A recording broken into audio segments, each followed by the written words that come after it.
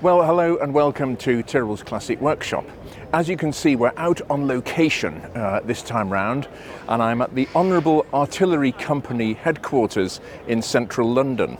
And it's a very special event this is the London Concours. I've been a judge here, and what I'm going to do during this video is explain what is involved in doing a concours judge at this and other events, and some sort of inside track peculiarities and twists and turns. So join me as we go into the concours. Well, I've randomly chosen this car because this is concours fodder if ever I saw it, on various levels, in a good way.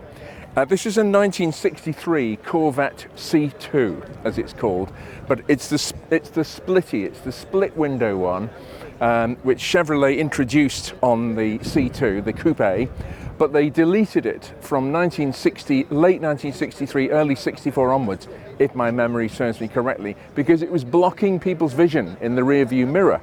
But this makes very interesting concours material. I know somebody who has an immaculate splitty in the US, an immaculate C2, and he had the car restored to perfection. Absolutely beautiful. He went into all the matching numbers, the correct code stickers, every last detail, and he went for gold with the paint finish, not colour-wise but standard-wise. And it actually got knocked back at a Corvette Concours because it was too perfect. There weren't enough blemishes in the paintwork, and the reason why these had blemishes is because they were fiberglass, and the fiberglass wasn't always moulded as perfectly as it could or should have been. And that's no criticism of Chevrolet, it's just how they was turned out in their tens of thousands, these cars. And if the bodywork underneath, if the fiberglass, the gel coat, it deteriorates over the years, and it's not uncommon to see Corvette's gel coats just a little bit wavy. So this is fabulously restored, this car, and if you look down the side, it's like a mirror. It's absolutely like a mirror. There are no ripples in it whatsoever. And this has obviously been restored to a very high standard indeed. It's one of the iconic American, slightly into the muscle car arena, but very much Americana at its finest, really. And it's got these beautiful turbo alloy wheels, which you could have on them as an option at the time. But what we're looking for as judges is as close to a perfect Corvette as possible, but the odd little thing here and there, the odd little undulation, as I've mentioned, is part of the car. It's actually, if it has them, it's not the end of the world. The other thing is that the fit on the doors, Chevrolet had to do quite a lot of work on the production line, hand fitting, to get these doors to fit properly. And this has got quite a wide panel gap here, and that's absolutely fine.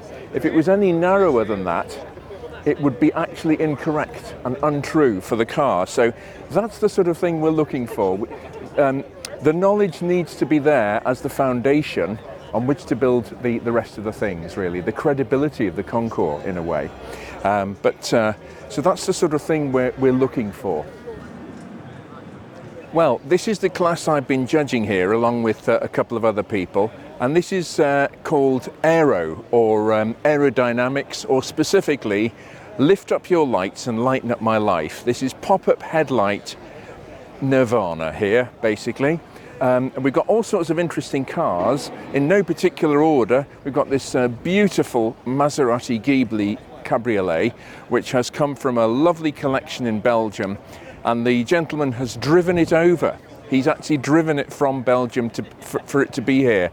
That's the spirit of how concours should be. It's a beautiful car. Dare I say, it's actually worth quite a lot of money as well. But it's this original bronzo metallizzato was its colour scheme. This Ghibli Spider is, in my opinion, one of the most elegantly styled cars ever built. It really is, and the coupe for that matter. It was a rival to the Ferrari Daytona at the time. So this is in the group because it's got the pop-up headlights. Next to it is a Maserati Indy, which again is an incredibly rare car. I think there are probably right-hand drive. There could well be less than 10 surviving. An incredibly rare car. This is it was Maserati's touring car, their race-derived V8 engine. Very nice car, very interesting car, but a lot of them have expired just with the ravages of British winters, etc. Then we have the De Tomaso Pantera, which was styled by Tom Ciarda for Alessandro De Tomaso all those years ago. This particular car is an interesting car. As judges, we were quite taken with this car because it's 390 brake horsepower, and that's 490 brake horsepower, and that's been measured on a rolling road, and that's from new. It was built as a Group 3 specification car. It's a Pantera GTS, which there were two models, the L and the GTS. It was built as a GTS, then the new owner, before he took delivery, asked them to upgrade it to a Group 3 car, specification competition car, and then it got upgraded to a Group 4 with these delicious quadruple Weber downdraft carburetors, 48 IDFs. This is a beast in sort of sheepish wolf's clothing. So I really like this car. This has quite struck a chord with us. The next car along is the Dodge Charger. What's unusual about that car is it's got a crocodile roof, crocodile skin roof from new. And I can imagine that was a fairly expensive option, and it was probably quite rare. I think less than 200, which of course is built on the fingers of one hand by American production car standards, were actually equipped with the crocodile roof, and it's still got it. So that's lovely. It's got the pop-up headlights. The wild card is the Aston Martin Lagonda, because the early cars, such as the one we featured a while back in a workshop video, the only Lagonda Vantage ever built by the factory, that car is the wild card because it's a Series 4 Lagonda, and that didn't have the pop-up headlights. So, but it's still a any Lagonda is an interesting car of that era. The next one, we have the Porsche 928 S4, which has the headlights that go like that, like a Lamborghini Miura. Instead of popping that way or being behind covers, they actually swivel up, so they light up the sky and then they light up the road when they come into position. That 928 S4, automatic, 4-cam, 32 valve, 928 from around about 1991. That's one of the last of that model built. Again, a very interesting car. Then we have a Lotus Elan Sprint convertible, which is actually owned by Harry Metcalfe. We'll be talking to Harry later about that car, and again, that's a very worthy entrance. It's got the pneumatic headlamp pop-up headlights. Next to it is the Lancia Stratos Stradale. Very collectible and very cool cars, Lancia Stratos is now, or if such an expression exists, Strate, I don't know, whatever the plural of Stratos is. That car is a road-going version of the rally car that completely turned the rallying world on its head, sponsored by the checkered flag in the early 70s. Ferrari Dino 246 engine. And then next to it we have a car that needs no introduction. Again, pop-up headlights that go like that. I will let you into a little secret. The headlights are off a Fiat 850 Spider. A Fiat 850 Spider, but they happen to be attached as original equipment to Lamborghini Miuras as well. The Lamborghini Miura is a very early car. It's what's called a light chassis car. It's one of the first 125 built, and that car is in this category as well because of its pop-up headlights.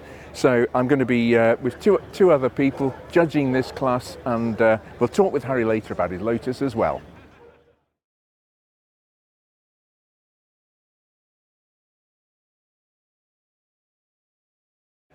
Well, what does it take to be a Concours judge? Well, the simple answer to that is which Concours, because what I've discovered in my many years of judging at Concours is that one size does not fit all. They are very, very different in flavour, quality, bias, focus, whatever.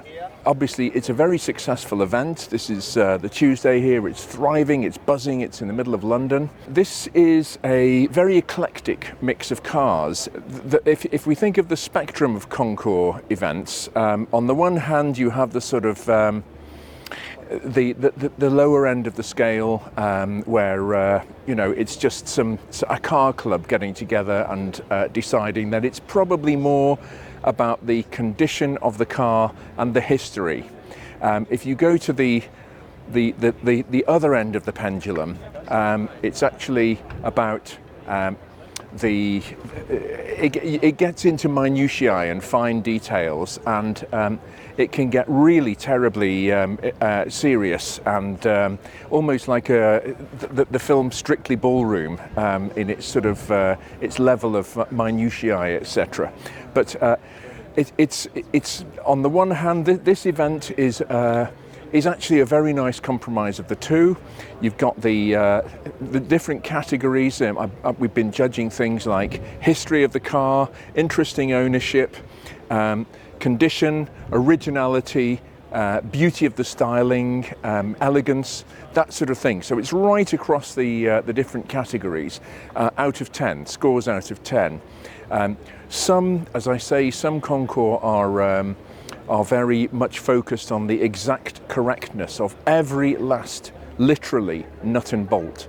In that model year, was that bolt head chrome plated, nickel plated, cadmium plated, whatever. It's painted. It's very, very exacting, and I've sort of been involved in Concours at every angle in between those two extremes. In 2012, I was one of the judges at the Shanghai Concours, the inaugural Shanghai Concours. I was a guest of the Chinese government, and one of the things that they actually quite liked was the fact that I got underneath their car. Some of the cars had been supplied by the Shanghai Auto Museum, and one of them was a car called a honky, would you believe? I actually got down on my knees and had a look underneath the honky, as you do, and the mechanics from the Shanghai Museum, that made their day. I was the only person to do that, and they said, we can see that you really take your cars seriously and love them, because you were prepared to get on the floor and have a look at the standard of restoration underneath. It was very sweet. That was a very interesting Concours. We had I had the pleasure of driving the cars. We actually did a parade of the cars down the fantastic Bund in Shanghai, and I was driving a Porsche 356 that we'd brought over for the Concours, and I had the Chinese Minister of Transport's son in the passenger seat, and that was a very interesting event. They closed the Bund, we drove the cars round, and that was quite special because it's a historic location. It's new ground, the Chinese arena for antique cars, as they call them, Guidon Quiche, classic cars, and it was an interesting turn of events. We had some very well-known people turn up there, some real big names in the Concours world turned up to judge as well, and it was just a fantastic opportunity. But it was feeling its way. What does it concentrate on? Is it the really fine details, or is it the elegance and the beauty? Because to flip that on its head, because China is relatively new in the world of classic cars, they were very much interested in the appearance of the car, not necessarily how it's drove. I suspect a lot of the people who came probably couldn't use a manual gearbox properly. Yeah. But that's just the age we live in. This is 2024. It's very interesting in a judge to observe the different ethoses of the different events. And what I like about the London Concours is the fact that it is sort of all things to all people. You've got the exactitude of some of the cars we've been looking at this morning, but you've also got the elegance and the story. It can get very technical. There's one particular Concours where if you don't have a handbook in the boot or with the car, an original handbook, you get deducted a point just for that. So there's a top tip. If you're entering your car in a Concours, try and get hold of a copy or the original handbook if you haven't got it, because it will earn you favour and earn you points if you're interested in having a Concours winner. But don't be afraid of a car. I'm generalising now. I'm not towards the highbrow end of the scale, but normally don't be afraid of entering your car just because it may be a little bit scruffy or it's original with the seats torn or things like that. There is a preservation class for original cars, original unrestored cars, more often than not with the story to tell. It's always difficult to strike a balance, and it's not about, it's not necessarily, some Concours again are about which is the best car, full stop. Who has thrown the most money at it? I mean, it can be as simple as that. But again, this and other Concours some other Concours that I've judged at, it's about the overall package. It's about the story behind the car, how long the owners have had it, who it was sold to first of all, has the car been driven here or not? That's a biggie. How does it work? Does it drive? Was it pushed off a trailer with a new set of tyres, toothbrushed and cleaned? I sound as though I'm joking, but I'm not. That's what it can be like. It's sort of either the extreme end is the strictly ballroom, better than new, etc., and then we have the emotive beauty, and it can be anywhere in between. The flavour of these Concours can differ to quite a shocking degree, actually. But the problem is, the more they tend towards the perfection end of the scale and the absolute precision end of the scale, the more the smallest fault can become evident. Ultimately, what really matters is that everybody is happy. These are supposed to be events of pleasure, where people can quaff their champagne and reap the rewards of their efforts and expenditure and sometimes hard work on their own part to get these cars across the line and entered into the Concours. And that is really what, as a judge, we try to do. We try to make it a win-win situation for all concerned, utterly fair, but also the fact that everybody has a nice warm feeling about winning or being a runner-up, or even just having been there and having their car paid compliments upon by the judges. That, at the end of the day, is what I think we should achieve and what is the sign of a successful event. These things sometimes give you a curveball and a surprise, and I've just bumped into this gentleman who was wearing an Iain Tyrrell Classic Cars shirt, t-shirt and hat. Dave, how lovely to meet you. Every show needs a Dave. Sorry? Every show needs a Dave. Exactly, every show. Yeah, but it's not. You're not just any Dave, you're a Dave in garb, in merch. Yeah. It's lovely to meet you, and I'm so glad you enjoy the channel and everything we do. And you know, proof positive that you're into your cars because you've come to the event. So absolutely, and you look exactly the same as you do on the screen. How surprising! Amazing! It's blown me away. It really has. Yeah. Thank you very much indeed. That's my pleasure. Absolutely. In a strange turn of events, you brought your Elan, and it's in the class that I'm judging. I mean, if I'd known, yes, yeah, there we are. But you know what? I mean, I can't possibly share which car has won or not won. But I have to say, there's a lot I like about this car. I mean, people hardly ever get the stripes right on them. Yes, right. Yes, they are right on this. I had a guy who restored it who used to queue up and see if he would actually let repaint your car. He was very fussy. Mick Miller was his name, and yeah, it was weird. It's a 2-year, 3-year process, and he said, yes, I will paint your car, and he did. And sadly he's no longer with us, but he did a top job because that was done in '94. So 94. We are 30 years ago, and I've done 20-odd thousand miles in it since. So it's not a lot, but it's wonderful, utterly wonderful. And you know, fiberglass cars, the gel coat can go off dreadfully quickly, and it's still beautiful. It's pretty good. It's pretty good. I can spot a few bubbles, but as you're a judge, I'm not going to show you where they are. but it's very hard. People don't know where to join sort of colours. There's matte black, there's white. It's quite hard with this two-tone. And how far do the stripes last? The stripe go in and all that sort of thing. This is impossible for the poor camera guy, but it's black here and there. So and a whole new head on and all that. And he actually straightened that for me, because when I was restoring it, I had it on one of those pillar lifts, and there was a beam across my workshop. And I forgot I'd left the door open. I was pushing it up on the button that side, and it hit the beam, and that ended up shaped like that. Ooh. Yeah. And he straightened it. But he straightened it, and you would never know. You would never know. Well, yeah. But there we are. Yes. But I've been rocking around with it, I say, 30 odd years. You are a seasoned campaigner when it comes to concours, aren't you?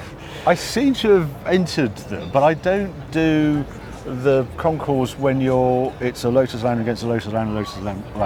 I like events like this, when it's this mixture of cars. You're not quite sure what's going to be in a class. I don't know. And when you're judging it, you sort of end up judging on the stories, the backstories, and what the car's done. And it's just more about the personality of the car rather than the widget that is correct and that one hasn't quite got that. So I enjoy these sort of events, which are much more social as well. Yes. Yeah. But there has to be a level of credibility, doesn't there? Yeah. People put a lot of effort into getting their cars here. You know, some of the cars here are just wonderful. This is lovely. Pantera is lovely. That Stratos. Miura, you know, they're all fantastic examples. Yes, they are. And that's you also come to see that. Yeah. But I think it can get a bit samey and a bit cringeworthy on the one make type concours person. I agree. Yes. And it can all get terribly political as well. And people re-enter them year after year, and why is it? And no, not for me. This sort of concours, love it. And it's so many of them have been sprintified, and they actually started life as an SE. Yeah. Presumably at the time you searched out a Sprint, did you? It happened to be a Sprint, as you saw from the photographs of it. He wanted to turn it into a race car, and I did the exact opposite. I turned it into what I hoped was going to be the most perfect road car, because I had a racing Elan, but I just felt Chapman was a genius, and how they made this roadable car. And I love now, it's still my reference point, it's skinny little tires, and I just have a wonderful time in this thing. And it's like, God, does it really go as quick as that? We figured this car actually at Evo, and I forgot to say to the judges, we had it on track. MX-5 was there, MR2, just a group of little roadsters. This thing still did 16 to 100 miles an hour. Did 6.8 to 16. Nothing went. I think the next closest was 22 or 23 seconds to 100 miles an hour. And this thing was like, how old? Yeah, I think we did it in 2008. So this was, how old was it? It was 40 years old at the time. Blew the rest away. Still. Yeah. But there's no weight in them, is there? 700 kilos, that. Yeah. An MX-5 can't even get near that, can it? No. But it was a real eye-opener. How lightness, great engine, cami, flies. Yeah. There we are.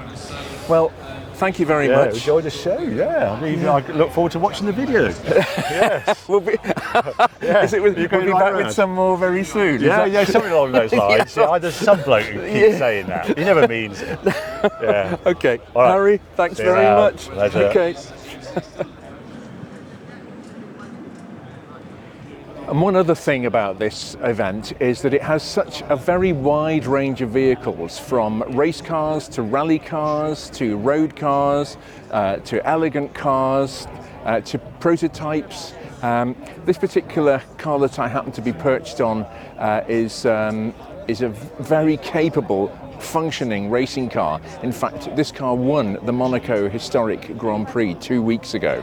And here it is on display in the racing car class. How lovely is that? And in this category we have the first of the highly commended motor cars. It's the 1969 Maserati Ghibli Spider, presented by Mr. Thierry Dehec, driven from Belgium to the event by an enthusiastic collector. It's a stunning original colour and motor car. Is Mr. Thierry Dehec here? Thierry, great supporter of this concours, there's great Thierry. supporter of Hampton Court. Good to see you.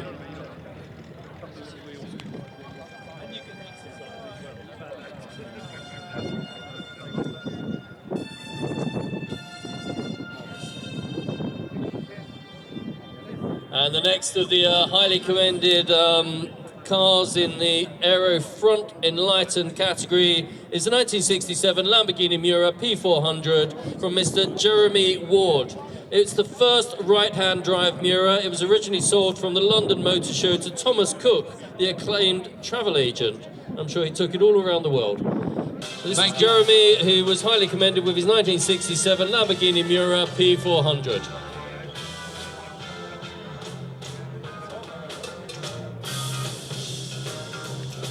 Meantime, the winner of Aero Front Enlightened class is the 1973 Dade Tommaso Pantera GTS Group 4, brought to us today by Steve Groves. Now, we don't believe the car is going to drive up, but Steve is here. So, Steve, congratulations on winning the front enlightened aero class with the 1973 Dade Tommaso Pantera GTS Group 4. Well, that concludes another Tyrrell's Classic Workshop video. I hope you've enjoyed it, and we'll be back with something else very soon.